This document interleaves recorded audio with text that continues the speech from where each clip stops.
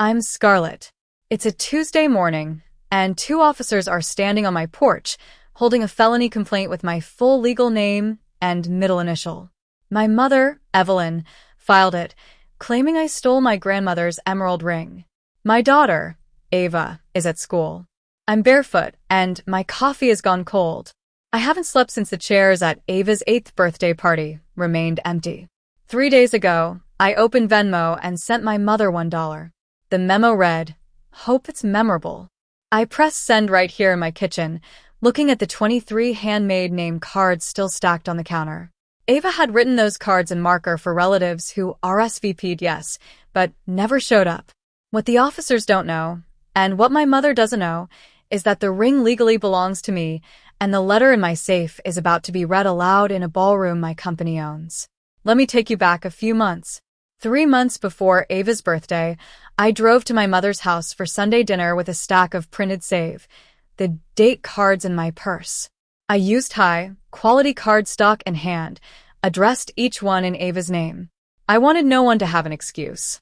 My mother, Evelyn, was at the stove, stirring something that smelled like a mix of spices and resentment.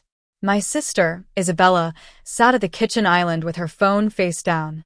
Her husband, Leo, was outside with my mother's husband, Victor. Both were drinking the same brand of beer. Ava was at home with my coworker, Maya, watching a Disney movie about a princess. After the plates were served and the wine was poured, I stood up and walked around the table, giving each adult a card. I said clearly, Ava is turning 8 on the 4th of May. I'm throwing a real party this year. Bounce house, cake, the whole shebang. I want all of you there. Isabella picked up the card, read the date, and tapped it into her calendar. Got it.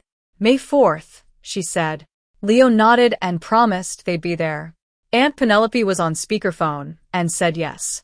My mother put down her wine glass and gave me that look she has, the one she uses at funerals. Of course we'll be there, honey. She's our little girl. Ava had never had a party with our extended family. Every year, there was always something: Penelope's art exhibition, Isabella's business event, or someone else's urgent matter. This year, I thought I'd done everything right by asking in person and watching the words sink in. I'm a software engineer, and I build systems for a fintech firm called Sterling Capital. I've never missed a deadline in 10 years. When I plan something, I plan it as meticulously as a software release. By the second week of February, I had a spreadsheet. Column A was names, column B was the relationship, column C was the confirmation date, and column D was a hyperlink to the screenshot of the text where they confirmed. 14 family members said yes, and 4 coworkers said maybe. I ordered 22 chairs, rented a bounce house for $340 for 4 hours, and paid $185 for a 2-tier cake from a bakery on Elm Street that Ava had chosen. Every night before bed, Ava would lie on her stomach, chin in her hands, and recite the guest list like a prayer. Grandma Evelyn, Aunt Isabella, Uncle Leo, Aunt Penelope, Cousin Lucas, Cousin Mia, Cousin Mia's husband, Uncle Henry, Aunt Carol, Cousin Finn, Cousin Finn's girlfriend, Grandpa Victor, Mrs. Maya, and the cake lady if she has time. She always ended with the cake lady because the cake lady had been so kind to her during the consultation. The kitchen table was covered with cardstock and glue sticks as Ava made name cards. She decided on her own that every chair needed one. I should have realized then that I was the only one who treated the spreadsheet like a binding contract. I'd been so focused on systems that I'd forgotten families don't work like that. 3 weeks before the party, I was at my desk reviewing a code commit when Isabella called. Hey, super quick thing. Don't be mad. We're having a small prep meeting for Penelope's art opening on the same Saturday, from 2 to 4. It won't conflict with your party, though. Yours is at 1, right? I checked my spreadsheet. Yes, 1 to 5. That's perfect. You and Mom can come to Ava's after the meeting. I asked who else was coming to the prep meeting. She started talking faster, a sure sign she was lying. Just the aunts, and maybe the DJ guy will stop by with some samples. Penelope's friends are doing the decorations. I asked where it was being held. Oh, just at the country club, Pine Ridge. They gave us a small side room for an hour. It's nothing big. I offered to move Ava's party to Sunday to avoid any overlap. No, no, no. Mom would kill me. We've got everything set. Don't be a control freak, Scarlett. It'll be fine. I logged the call, noting the date, time, length, and her comment about the side room. I'd been logging calls for 7 months without telling her. After we hung up, I stared at my phone. I knew Isabella was a bad liar to me, even though she could fool my mother. This so-called prep meeting had a venue, a DJ, and a decoration crew. It was clearly a party with a different name. That Tuesday night, I called my mother. I rarely called her on weeknights. She picked up on the third ring in that voice she uses when she's doing her skincare routine. Yes, Scarlett, what is it? I asked if I should move Ava's party to Sunday to avoid any issues. I said the words I'd practiced slowly. There was a pause, and I knew the answer already. She came back annoyed. Honey, Penelope's prep meeting is just 2 hours. Everyone can do both. Why are you making this so complicated? I told her about the venue, the DJ, and how the meeting seemed to have grown. She didn't deny any of it. Don't be difficult, Scarlett. We only have one big art opening for Penelope. Ava can have a birthday every year. She's 8. She'll have many more. I said, I just don't want her to be disappointed. She replied, she won't be. We'll be there. I'll bring the candles. I noted the call time on my phone and underlined candles. I almost told her about how every year someone's event overshadowed Ava's birthday, but I held my tongue. Thanks, Mom. See you Saturday. She made a small humming noise. Wear something nice. The casual stuff doesn't suit you. And she hung up first, as she always did. May 4th arrived. The morning was cool and fresh, and the grass was still wet. The compressor for the bounce house started up at 11, sounding like a small airplane. The bounce house was cherry, red, and yellow with white inflated arches. The rental man, an old retiree named Mr. Thompson, set it up in the backyard and gave me his card. Call me when you're done, ma'am. I'll come deflate it. The cake arrived at 11:30. It was a 2-tiered beauty, pink and gold, with a little fondant on top and sprinkles. The bakery owner stayed an extra 10 minutes because Ava wanted to thank her in person. Ava had written her a thank you card the night before. The chairs were rented, 22 of them, white folding chairs arranged in 2 arcs around a long folding table covered in pink linen. The plates were heavy-duty paper, and the cups had little stars on them. The name cards were Ava's pride and joy. She'd been working on them for 2 weeks. Each one was a small folded piece of cardstock with a guest's name written in her best calligraphy, traced over twice with a metallic marker. The one on the chair at the head of the table said Grandma Evelyn in gold. Ava put down Aunt Penelope's card and stepped back to look at the table. She put her hands on her hips like a little boss. It's beautiful, she said. I told her it was the most beautiful birthday table in all of town. I checked the time. It was 12:47, 13 minutes until the party started. The sound of the bounce house compressor hummed steadily behind us.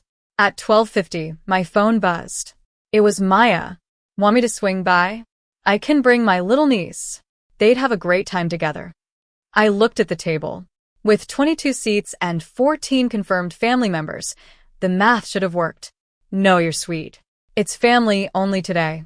They wouldn't miss it. Ava's been counting down for weeks.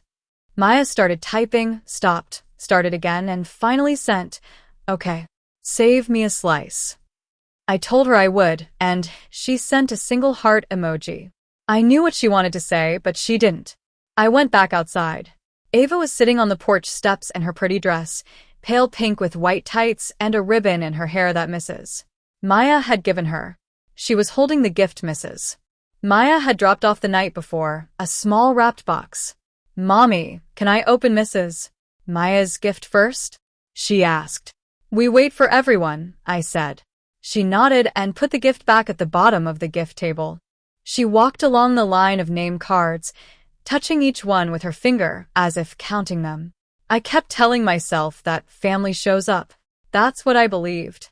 But as 1 o'clock came and went, the driveway remained empty. I told myself it was traffic, that my mother's car had been making a strange noise the last time we talked. At 1:08, Ava turned to me and asked if Grandma was bringing the gift she'd promised.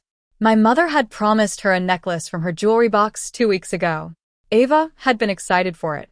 "She'll bring it," I said, and I texted my mother. No reply. By 1:25, the bounce house was humming alone. 2 squirrels had appeared at the edge of the yard, watching the inflatable arches sway in the breeze. The day was perfect for a birthday party, but Ava had gone inside. I could hear her in the living room, talking to her stuffed bear. She was telling him not to worry. I walked along the table, straightening a name card that the wind had knocked askew. Aunt Penelope's. I touched the corner of the pink linen and looked out at the road. There was only one car parked across the street, belonging to the neighbor. I'd known that for an hour. When I went back inside, Ava was standing in the hallway, hands clasped in front of her dress. "Maybe Grandma is just slow," she said. "Maybe," I told her, and I told myself the same lie for another 10 minutes. At 2 o'clock, I started making calls. My mother's phone went to voicemail, as did Isabella's. I waited 2 minutes between each call, like an engineer giving a system time to settle. I was trying to debug my family. Aunt Penelope, Cousin Lucas, all went to voicemail. By 2:15, I'd left 4Com and clipped messages. "Just checking on your ETA. Let me know." By 2:30, I'd left 6. Ava came out and asked quietly if she could open Mrs. Maya's gift. Her voice was on the verge of tears. "Yes, baby," I said. She sat on the rug in the living room and slowly unwrapped the gift. Inside was a small jewelry box, and inside the box was a beaded bracelet, blue and white, with a charm that looked like a little star. She put it on and didn't cry. She held her wrist out and looked at the bracelet for a long time. Then she said, "Mommy, do you think they got the time wrong?" I sat down next to her. "Grown ups sometimes get times wrong," I told her. She nodded as if that was a reasonable explanation. She decided to give them another half hour. The bounce house was still humming in the yard. The cake was still on the kitchen counter under its glass dome, and the name cards were still on the chairs in the gentle breeze. I called my mother again, but she didn't answer. At 3:12, my phone buzzed. It was Cousin Lucas. The text was short, a confused emoji, and "I thought you were at Penelope's art opening. Isabella said you'd be there. Are you sick?" I read it 3 times and sat down at the corner of the table, on the chair labeled Aunt Penelope. I called Lucas back. He picked up on the first ring. "Hey, are you okay?" he asked. I asked him what was going on at Penelope's art opening. He paused. "Wait, did you really not get the chat? Isabella sent invites last Tuesday. She said the art opening was from 12 to 5 at Pine Ridge, catered. She said everyone had confirmed and that you'd be coming late because you had a small thing first." I said I wasn't in that chat. There was a long pause, then a small gasp. "Oh, Scarlett." I asked how many people were there. He said about 40, that the buffet was huge, the venue was the main ballroom, and there were balloons. "Balloons like a party?" I asked. He said yes. I asked who else from the family was there, and he started listing my mother, Isabella, Leo, Aunt Penelope, Uncle Henry, the cousins. Everyone I'd invited to Ava's party. I hung up and sat in Aunt Penelope's chair. It wasn't a conflict, it was a takeover. Isabella had planned a parallel event, made it bigger, and told the family I was attending. She'd framed Ava's party as a minor thing I'd do first. She'd moved my mother and the rest of the family away from us. Ava came outside, wearing the bracelet for Mrs. Maya. She walked along the line of name cards and stopped at her own. Her name card was a little gold rectangle taped to her cake plate that said "Birthday Girl" in her careful printing. She looked at me. "Can we do the cake without them?" she asked. "Yes, baby. Let's do the cake," I said. At 4:02, my mother called. I let it ring 3 times before I picked up. Her voice was bright and breezy, the voice she uses at charity events. "Sweetheart, I'm so sorry I missed your call. We've been busy with the art opening. Did Ava have a fun day?" I stood up and walked into the yard with the bounce house humming behind me. "Mom, the party was today. The party I invited you to in person 3 months ago. The party you said yes to in your kitchen with a glass of wine in your hand."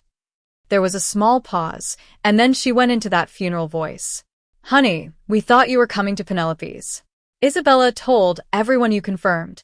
I said, I never confirmed anything for Penelope's. There was a full-blown party there, not a meeting.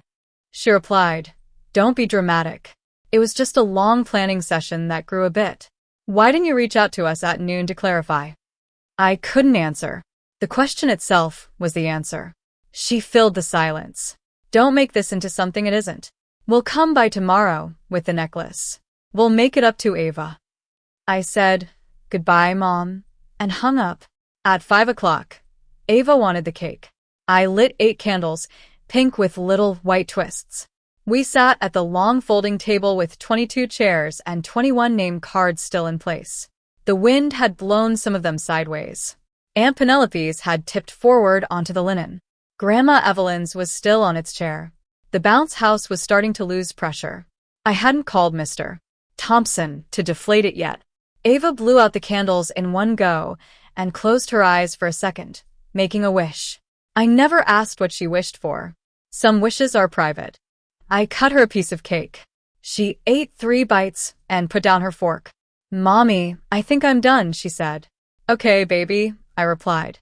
She got up and went to the chair labeled Grandma Evelyn. She picked up the name card, held it in front of her for a moment, then walked across the yard and dropped it gently into the trash next to the back fence. She came back and held my hand.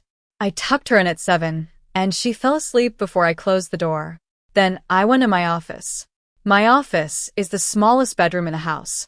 I painted it a deep blue 4 years ago when I got promoted. It has a desk, a swivel chair, 2 bookshelves, and a 4-drawer file cabinet in the corner that locks. I unlocked the bottom drawer and pulled out a folder labeled Harper. Amelia.